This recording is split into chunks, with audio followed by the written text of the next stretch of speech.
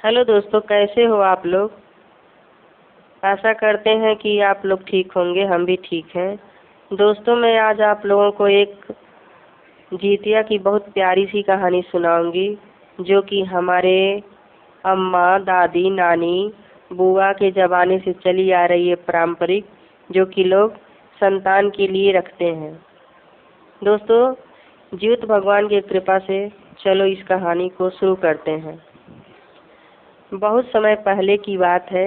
एक गांव में एक बहुत पुराना पाकड़ का पेड़ रहा करता था, जिस पेड़ पर एक चील रहती थी ऊपर, और नीचे एक सियारिन रहती थी। दोनों में बहुत गहरी दोस्ती थी।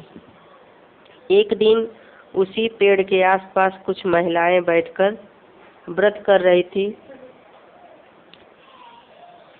जो कि व्रत संतान के लिए था। दोनों ने निर्णय लिया कि इस व्रत को हम दोनों भी करेंगे। दोनों ने व्रत रखा। चील जो थी बहुत श्रद्धा पूर्वक से निराजल, बिना अन्न बिना जल के व्रत को पूरा किया, और जो सियारिन थी वो बीच में भूख सहन नहीं कर पाई और मरे हुए जानवर को ला करके खा ली और व्रत को तोड़ दिया। अगले जन्म में दोनों एक घर में ब्राह्मण कुल में पैदा हुई। बड़ी बहन का नाम था, जो चील थी, शीलवती, और जो सियारिन थी उसका नाम कपूरावती था। तो जो बड़ी बहन थी उसका शादी किसी अच्छे परिवार में, बड़े घर में हुई, और जो सियारिन थी कपूरावती, उसकी शादी किसी राजा के वहाँ हुई। दोनों रहने लगे।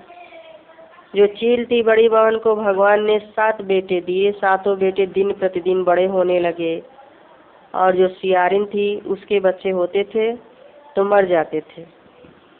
और जो सियारिन थी कपूरावती, वो शीलवती जो थी चील के बच्चों को देख करके बहुत ईर्ष्या करती थी।